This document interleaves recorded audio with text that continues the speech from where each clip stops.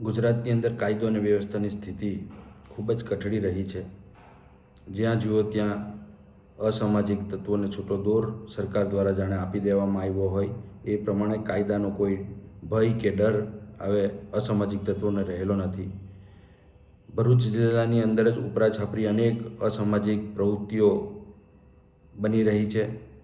આજે પણ આમોદ તાલુકાની અંદર 72 વર્ષના વયોવૃદ્ધ દાદીમા ઉપર બર્બરતાપૂર્વક બળાત્કારની ઘટના સામે આવી છે અને 35 વર્ષના યુવાને આ ઘટનાને અંજામ આપ્યો છે। ત્યારે પણ એ આજ સુધી હજી પોલીસ ધરપકડથી દૂર છે અને પોલીસને જે પ્રમાણે સરકારના મંત્રીઓ અને સરકારમાં બેઠેલા ઉચ્ચ અધિકારીઓના આશીર્વાદ જાણે હોય એ પ્રમાણે એમને પણ આ પોતાની જવાબદારી નિભાવવામાં કોઈ રસ હોય એવું લાગતું નથી। માત્ર રાજકીય એજન્ડાઓને અંજામ આપવાની અંદર પોલીસ તંત્ર કામ કરતું હોય એવું ચોક્કસપણે આજે લાગે છે અને એના જ કારણે ભરૂચ જિલ્લાના ઝઘડિયા તાલુકામાં પણ જે અઠવાડિયા પહેલાં 10 વર્ષની માસૂમ બાળા ઉપર જે બળાત્કારની ઘટના બની છે એ સમગ્ર ગુજરાત અને દેશની અંદર કલંકિત છે અને જે રીતે 2012માં નિર્ભયા